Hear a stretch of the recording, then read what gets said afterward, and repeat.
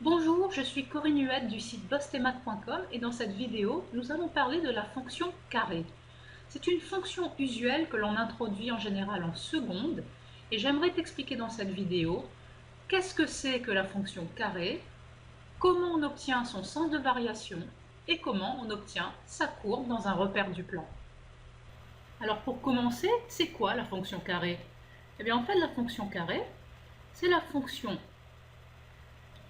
que je vais noter f qui est définie sur grand R, l'ensemble des réels, par f de x égale x au carré. Donc en fait, c'est la fonction qui élève les nombres au carré. Comment obtient-on les variations de la fonction carré? Eh bien, je vais noter f, la fonction carré, et voici son sens de variation. La fonction f est strictement décroissante sur l'intervalle moins l'infini 0, donc sur les nombres négatifs, et la fonction carré est strictement croissante sur l'intervalle 0 plus l'infini, c'est-à-dire sur les nombres positifs. Alors voici le tableau de variation de la fonction carré. On a en première ligne les x et en deuxième ligne les images f de x est égal à x au carré. Comme on sait que la fonction carré est définie sur R, les x, on les met dans l'intervalle moins l'infini plus l'infini. Et on sait que la fonction carré est strictement décroissante sur moins l'infini 0. Donc on va faire une flèche descend. Puis elle est strictement croissante sur l'intervalle 0 plus l'infini. Donc on va faire une flèche qui monte comme ceci. Et on peut calculer ici l'image de 0, f de 0. Par la fonction carré, ce sera égal à 0 au carré, c'est-à-dire 0, comme ceci. Alors maintenant, on va se concentrer sur la démonstration des variations de la fonction carré. On va pouvoir montrer, par exemple, que la fonction carré f est strictement décroissante sur moins l'infini 0. Alors pour faire cette démonstration, eh bien, on prend deux nombres a et b dans l'intervalle moins l'infini 0, tel que a est strictement inférieur à b. Alors, quel est le but? Eh bien, comme on veut montrer que la fonction f est strictement décroissante sur cet intervalle, eh bien, je voudrais que lorsque j'applique la fonction f ici sur les nombres a et b, eh bien, je voudrais que le sens change, ce qui me garantira que la fonction f est décroissante. Donc je veux montrer que f de a est strictement supérieur à f de b, ce qui est équivalent à montrer que f de a moins f de b est strictement supérieur à 0.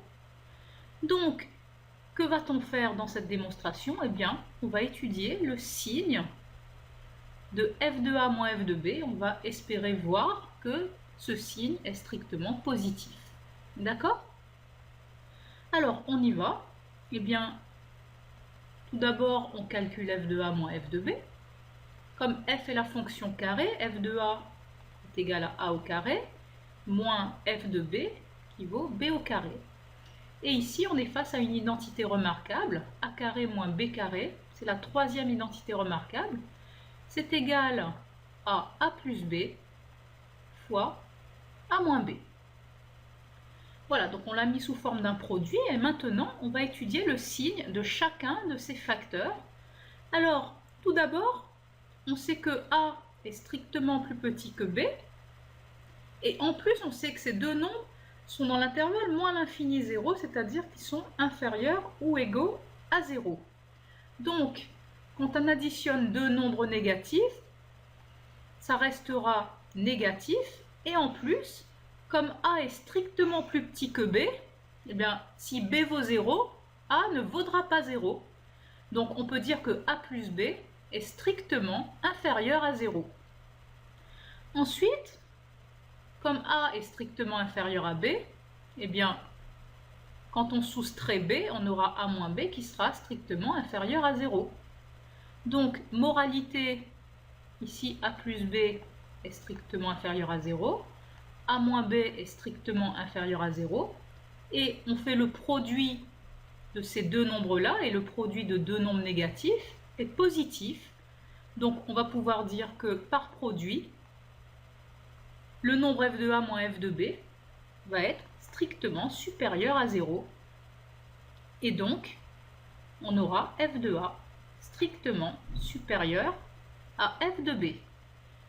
Donc, on peut faire le bilan. On avait a strictement inférieur à b au départ. Et quand on appliquait la fonction f, eh bien, on constate que f de a est strictement supérieur à f de b. Donc, le sens de l'inégalité a changé. Et donc, on peut dire que la fonction f est strictement décroissante sur l'intervalle que l'on a considéré ici, c'est-à-dire sur l'intervalle moins l'infini 0. Alors, si tu as compris cette démonstration, je te propose de prendre une feuille de papier et un stylo et de démontrer de la même manière que la fonction carré f est strictement croissante sur l'intervalle 0 plus l'infini cette fois-ci. Pour terminer l'étude de la fonction carré, je vais t'expliquer comment on obtient sa courbe représentative dans un repère du plan. Et pour obtenir la courbe de la fonction carré, eh bien, on va faire un tableau de valeurs avec quelques valeurs de x. Donc on va prendre par exemple x qui vaut moins 3, moins 2, moins 1, 0, 1, 2, 3, comme ici sur la figure. Et on va calculer les images par la fonction carré, donc moins 3 par la fonction f, moins 3 au carré, ça fera 9, moins 2 au carré, ça fait 4, moins 1 au carré, 1, 0 au carré, 0, 1 au carré, 1, 2 au carré, 4, et 3 au carré, 9.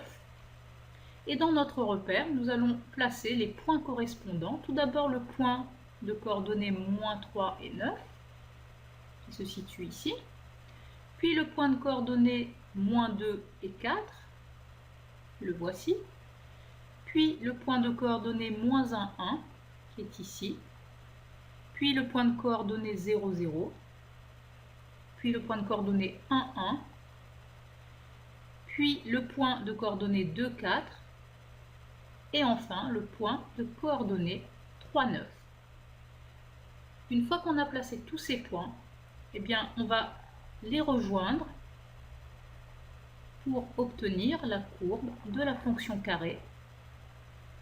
Donc voici la courbe de la fonction carré. Il s'agit d'une parabole qui est tournée vers le haut et qui a pour sommet le point O, origine de notre repère. Eh bien, cette vidéo sur la fonction carré est à présent terminée. Que faut-il retenir? Eh bien, tu retiens tout simplement l'allure de la parabole qui représente la fonction carré. Du même coup, tu peux voir que la fonction carré est strictement décroissante sur l'intervalle moins l'infini 0 et strictement croissante sur l'intervalle 0 plus l'infini. Et tu dois savoir démontrer le sens de variation de la fonction carré. Donc n'hésite pas pour cela à voir la feuille que j'ai mise juste en dessous de la vidéo, feuille sur laquelle j'ai mis les démonstrations des variations de la fonction carré. Eh bien, je te remercie d'avoir suivi cette vidéo sur bossdesmaths.com et je te dis à très bientôt pour une prochaine vidéo. Au revoir.